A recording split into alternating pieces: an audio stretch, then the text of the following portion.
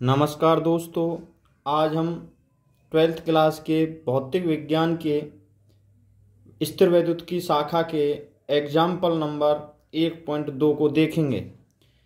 हमारा एग्जाम्पल है, एक कप जल में कितने धन या ऋण आवेश होते हैं। एक कप जल का मतलब होता है 250 ग्राम और जल का अणुभार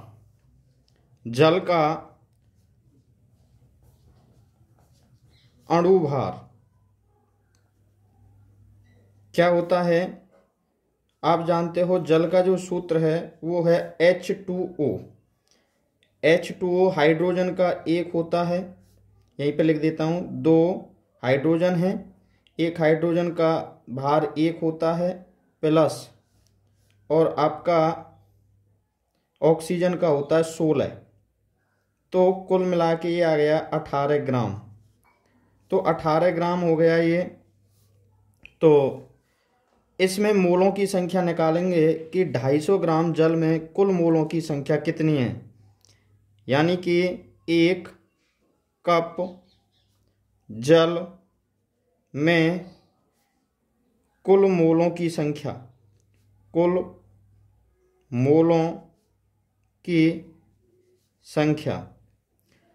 मोलों की संख्या निकालने के लिए आप जानते हो N इक्वल टू दिया गया द्रव्यमान है 250 ग्राम और अणुभार है 18 ग्राम। तो इतने मोल हो गए, 250/18 मोल। अब इन मोलों में कुल अणुओं की संख्या देखेंगे कि कप के अंदर कुल कितने अणु हैं। तो आपको पता है, एक मोल में अणुओं की संख्या होती है, अणुओं की संख्या जो होती है वो होती है 6.022 गुणा 10⁻23 अणु। तो ये एक मोल में है, तो हमारे पास इतने मोल हैं 250/18। तो इन टोटल मोलों में अणुओं की संख्या, यानी कि कह सकते हैं एक कप जल में कुल जल के अणुओं की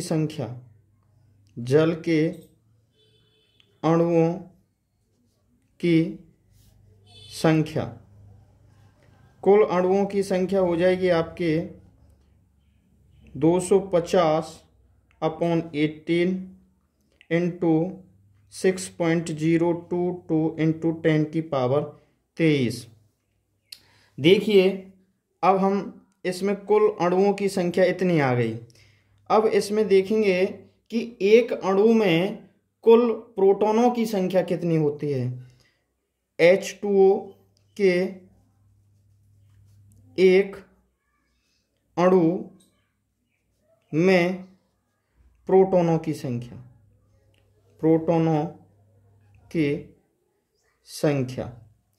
तो आप जानते हो H2O का मतलब है कि हाइड्रोजन पहले क्रमांक पर आता है। तो एक प्रोटॉन हाइड्रोजन के अंदर होता है, तो 2 हाइड्रोजन है, तो ये हो जाएगा 2 × 1 प्लस 8 ऑक्सीजन, 8 नंबर पे ऑक्सीजन आता है।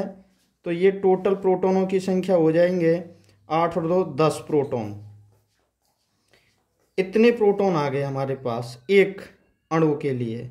हमारे पास अणु हैं इतने। तो कुल प्रोटॉनों की संख्या, कप में कुल प्रोटॉनों की संख्या, तो प्रोटॉनों की संख्या निकालने के लिए हमें 10 से गुणा करना पड़ेगा। 250/18 6.022 इंटू 10⁻23 इंटू 10। अब ये प्रोटॉनों की संख्या आ गई। हम जानते हैं कि भाई एक प्रोटॉन पर आवेश जो होता है 1.6 इंटू 10⁻⁻19 कूलम्ब होता है। तो हमारे पास कुल प्रोटॉन इतने हैं, तो उसमें हम गुणा कर देंगे, कुल आवेश आ जाएगा। कप में कुल आवेश, कप में उपस्थित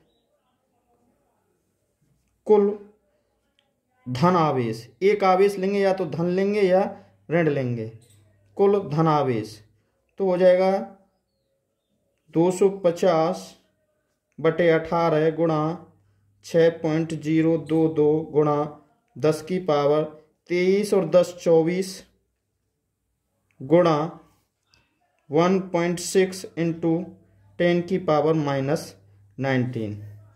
इसको हम सॉल्व कर देंगे। सॉल्व करने पर जो वैल्यू आएगी वही हमारे कुल आवेश होगा। यही हमारा कुल आवेश है।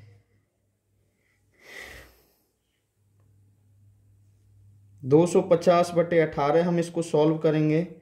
250/18 गुणा 1.6 गुणा 6.022 10⁻⁻19 और ये 24 तो 10⁻5 बचे। 10⁻5 सॉल्व कर देंगे इसको तो ये आ जाएगा आपका 1 0 और 10⁻6 18 एकम 18 18 बचे आपके 8 7 15 7 7 70 18 18 5 9 78 18 18 3 ये 0 इसमें जोड़ देंगे तो 1.6 इंटू 6.022 इंटू 10⁻6 तो इसको सॉल्व कर लेंगे। जो भी वैल्यू आएगी वही हमारा कुल आवेश होगा, वही हमारा कुल आवेश होगा। Thank you.